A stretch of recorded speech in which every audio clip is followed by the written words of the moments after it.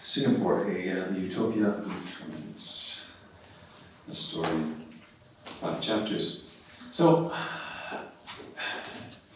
I'm sorry, Jean-Michel, I have to disagree with you. I think utopia can exist. Of course, if we're going to take the more, the weak definition, obviously, but I think utopia can exist, and I think I live in utopia, and it's a place called Singapore.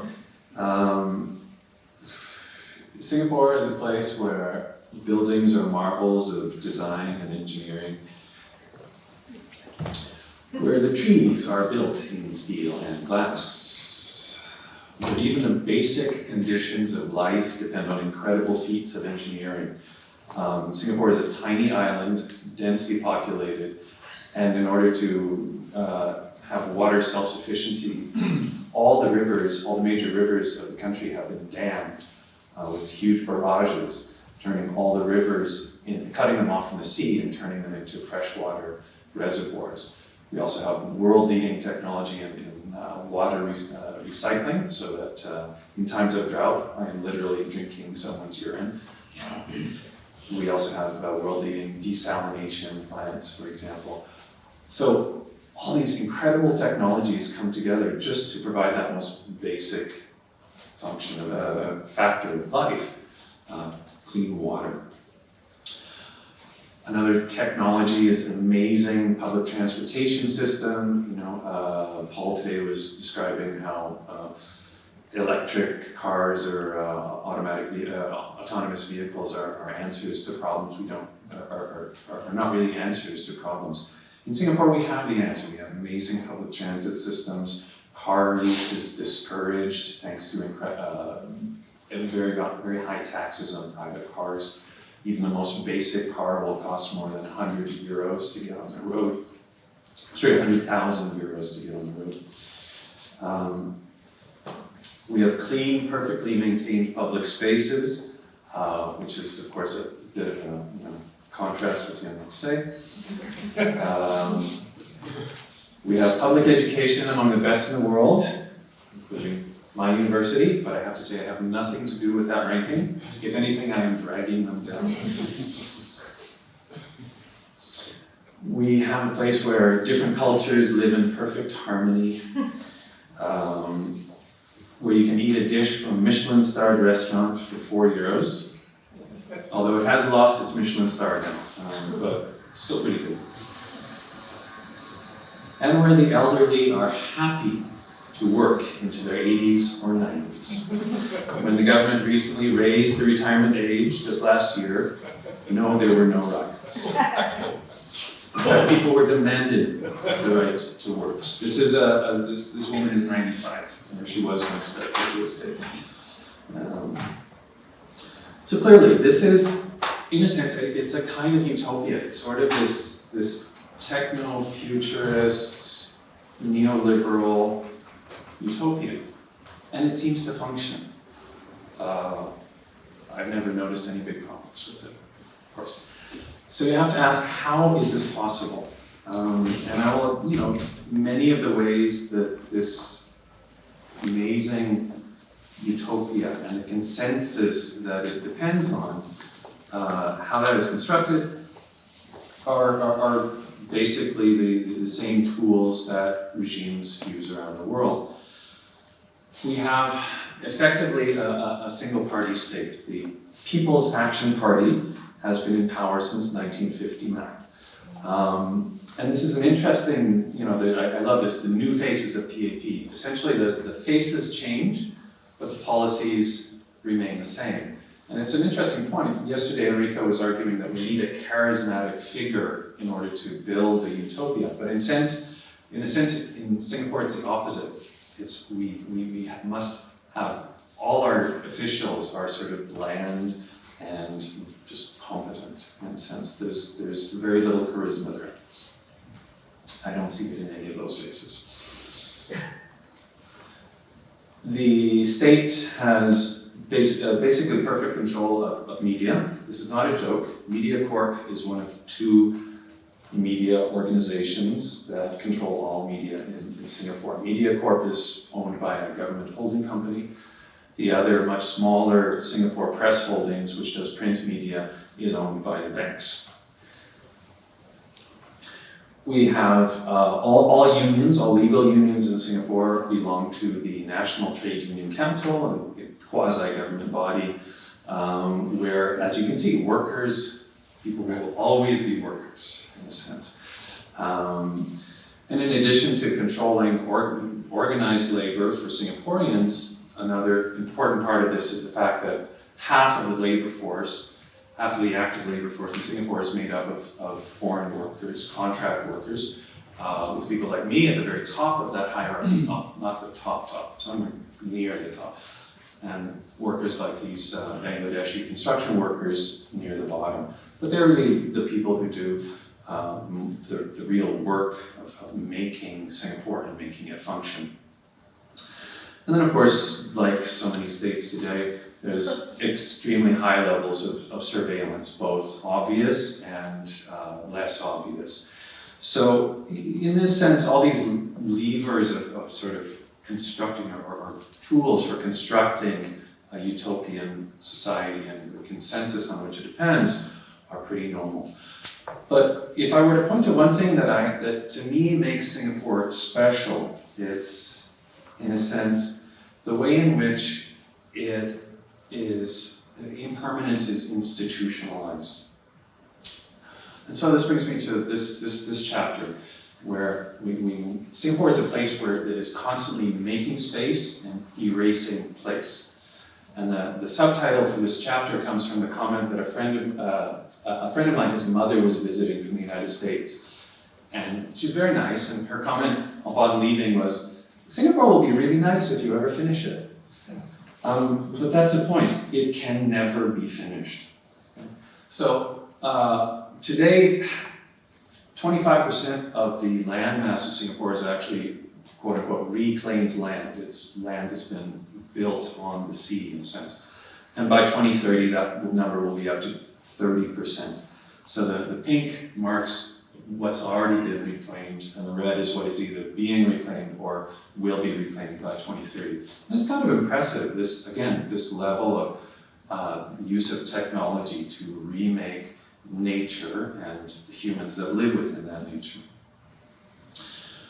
But I would argue that even more important than that is the institutionalization of cycles of not just construction, but deconstruction and destruction.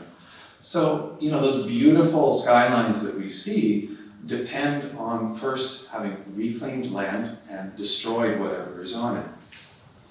And so that is where my friend's mother, that's where her comment was coming from.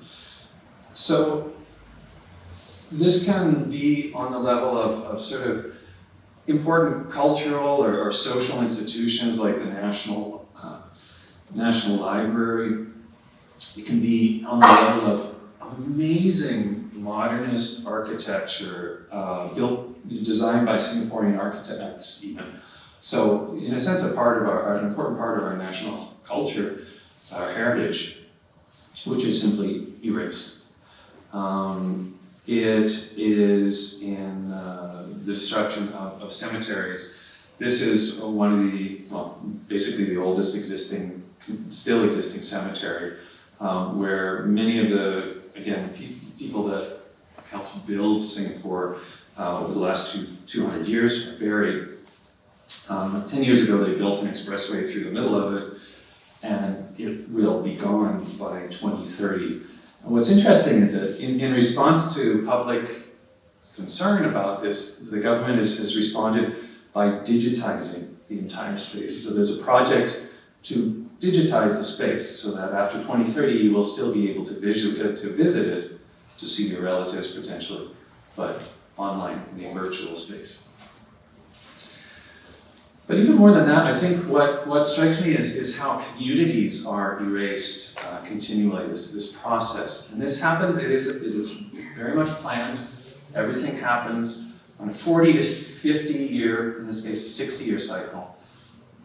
But communities are constantly being erased. So this is a Red Hill Close. My father-in-law used to sell chicken at a market near here. And so this is an early public housing project from 1955.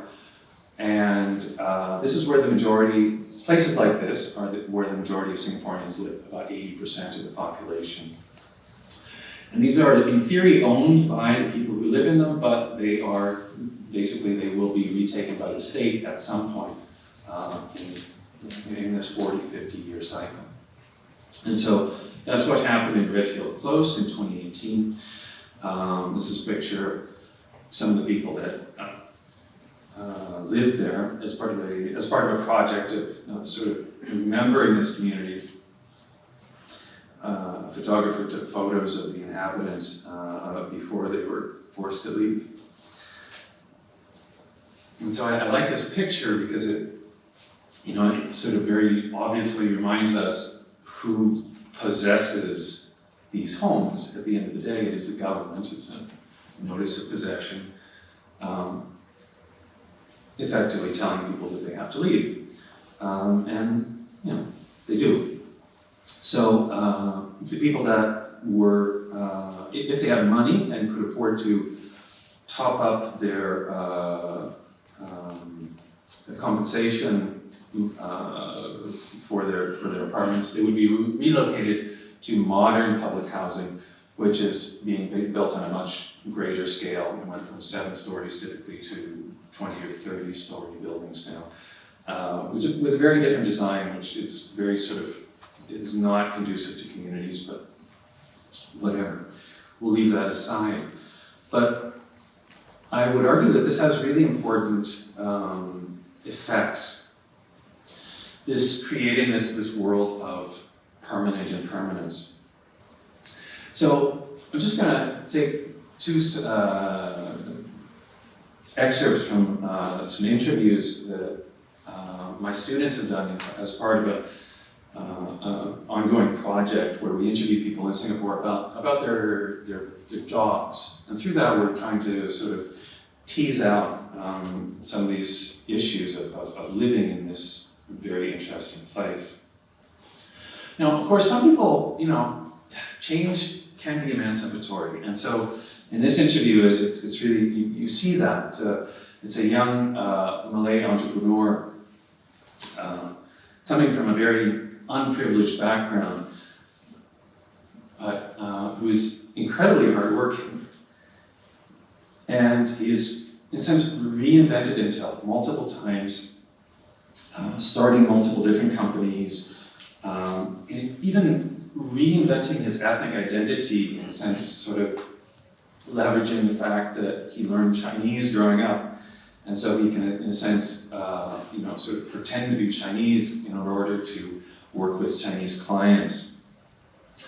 And so, I don't want to say that permanent impermanence is necessarily a bad thing. It can be emancipatory, and it can open up incredible opportunities for people. And yet for others, it's very, very different. This is an interview of a tea seller. And it's interesting, a very small tea stall like this in an open air market actually has to, the owners have to pay very high rentals. And just like the buildings the public housing people live in, these places of business are constantly being remade as well. So you can see the tea seller is saying is looking to the very near future when they'll have to give up their stall, move out, find a new place of business. And for them, this is less of, in a sense, it's less about losing their livelihood, but more about losing their community. The people they work with, their customers, and in a sense, their personal history. But aside from its effects on people, I would argue that this has really important political effects. And this was really driven home to me one day when I was having a conversation with my students. And we were talking about Pierre Noir's idea of the lieu, mémoire. Oops, should be at the top there. But this idea that you can have a place or an experience that provides, around which shared memories can be built, around which communities can be built. And I had this conversation with my students, and I said, well, what for you is a lieu, mémoire of Singapore? And we talked for a long time, and at the end of it, the one thing that they pointed to was an examination that they all had to do at the age of 12, called the primary school leading examination. And this exam essentially sets your course for life. It determines whether you're on a course for university, or a technical college, or vocational training. This is a rather important event in a person's life. And so it's incredibly stressful for these students, these young 12-year-old kids. And so this was the one thing that they could point to as something around which all Singaporeans can say that this is a shared memory. And it really struck me, like there's, in this world of continual change, all the only things that, the one thing that they could build a strange sense of community around was having suffered through this horrible exam together. So, and I think that's really important, because if you don't have, if your world is continually changing, how can you create, where are shared memories, where are shared, communities, and where can we find the basis for shared action? I would argue we cannot. So, this is it. I would argue that this amazing utopia, which I think is, in many ways, it's a wonderful place to live. Everything works, everything is clean. It's in some sense a dream. And yet to make that dream, it has to be built on this permanent impermanence.